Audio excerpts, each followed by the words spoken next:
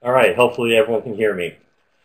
So, hi, welcome. My name is Chris Griffith. I am a UI prototyper for Qualcomm. Hit that second. But this session of the FlashTent is on developing Air for Mobile using Flash Professional CS55. So, since I work for a very large company, my computer is for you, I do have to throw this disclaimer that the opinions, thoughts are my own and may or may not reflect the opinions of the company I work for. So, welcome to life in a Fortune 100 company. So this is a screenshot of one of my offices, my home office, and it kind of gives you a glimpse of who and what I am. So I am a community professional specializing in both prototyping, obviously Flash Catalyst to some degree there, and as well as the mobile space. My legacy in prototyping dates back about 15 years, back into the director days. You can still see a director book there, although I haven't touched it in a while. A little love beer, a little love Legos, and a love kayaking. So I also run the San Diego Flash Users Group and have spoken at Adobe Max for the past 2 years, 360 Flex. I'll be speaking there again. Satler's Conference, the Designer Developer Workflow Conference. I've spoken the past 2 years and will be speaking again. So it's a little on the legacy of me. Probably should have done this in more of a poll fashion. So it's really, I want to kind of get a sense of who has developed for mobile, but I can't see the Connect room, so we'll just move on past. So, as the conversation before the session got started, a lot of interest in mobile. Mobile is everywhere. In fact, this is a shot from Adobe Max 2 years ago, and everyone holding up their mobile devices. And you can see it's just this sea of mobile screens lighting up the Nokia theater.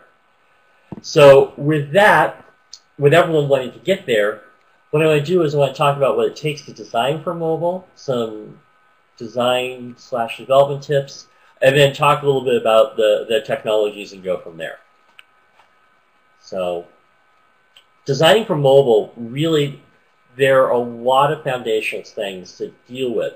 Obviously, a lot of different devices, and that brings a lot of opportunity as well as a lot of headache. I mean, you have iOS devices in 2 different sizes, you have the iPads, you have the Android tablets, you have phones with keyboards, you have phones without keyboards, you have Motorola tacking on an extra 54 pixels to their screen for no apparent reason. So, a lot of fun challenges.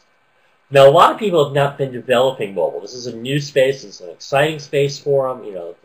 Their day job, they say, hey, we need a mobile site, a mobile app. The nighttime curiosity, your schoolwork may say, hey, you need to build a mobile app. I've been doing mobile apps for about 5 years. I can actually date back into doing stuff with Flashlight and Flash for Brew, using some other technologies such as TrigML, which you've probably never heard of, through mobile platform as well. So the mobile space is something I'm rather familiar with. I can talk about four-way navigation, working on feature phones, but those are legacy devices. Today it's all about the smartphone. So with mobile comes context. So the interesting thing about mobile is you get to take it with you. You're no longer constrained to a desktop, a kiosk, a classroom. Your application can and will hopefully be used in the context of an office, in a hotel lobby, on the go, on public transportation, even the great outdoors. You have all these different environments that your application potentially could be used for and used in. And that has a lot of bearing on how you design and develop your application.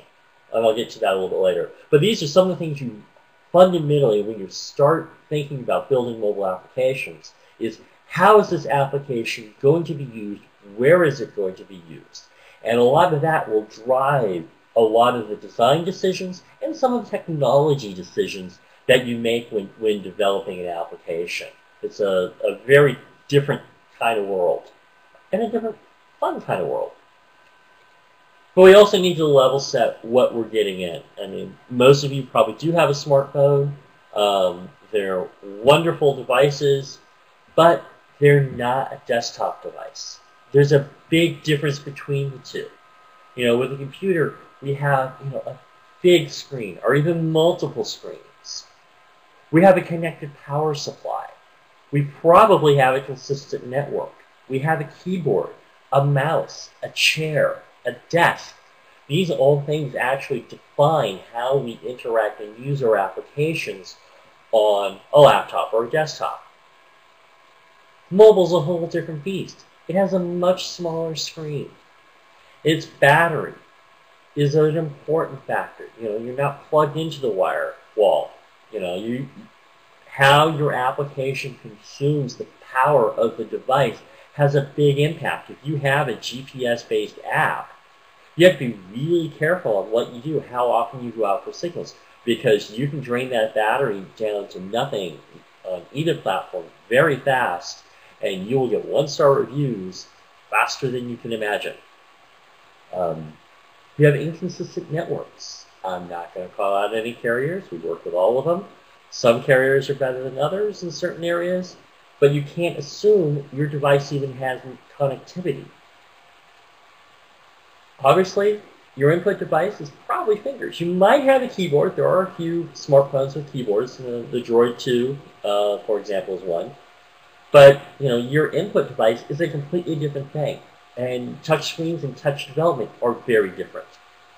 Well, but not to sound completely negative, you usually get some cool sensors with a mobile device. You get GPS. You get an accelerometer.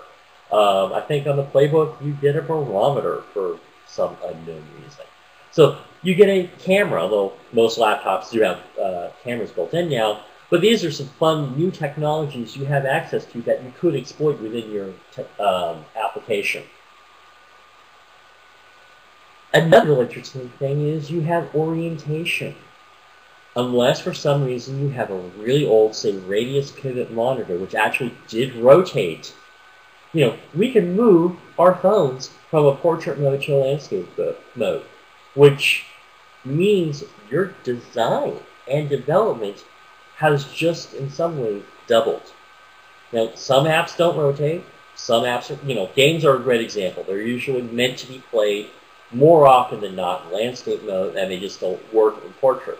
But if you're building more of a utility application, it might need to work in both fashions, which will put some onus back on both the designers into accommodating this, as well as the developer to accommodate this.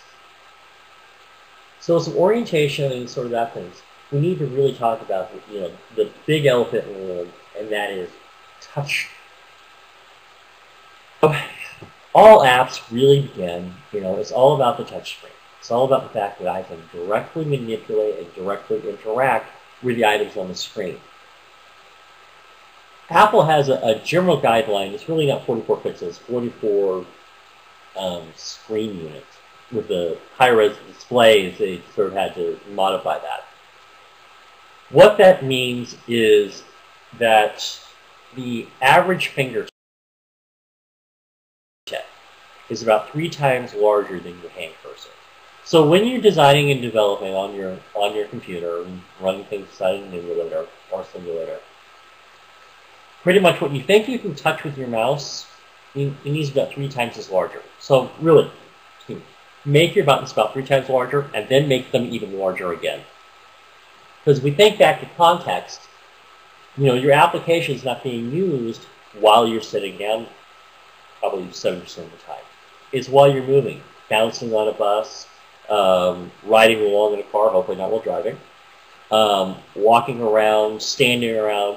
You need to have real simple, easy targets to hit. That's a real word of caution as you start moving forward with all this. If you've never done touchscreen UIs, definitely take the time to study them. Independent technology. This is just pure design and user experience recommendations. Because with fingers come hands. We often forget on how we design our UIs that our interfaces might be obscured by a hand. Unless you're Clark Kent and have X-ray vision, you're not seeing through your finger.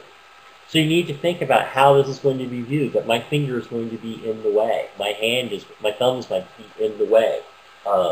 So getting something on device early and just checking that out, even as a static PSD or PNG file, even inside of a web page, can have valuable consequences to your application in fixing what might be just, as you look at this screen, a simple flip between the readout row and the slider, but if I gave that to a developer, they sat down, developed all this out, and then, oh, we got to flip this around.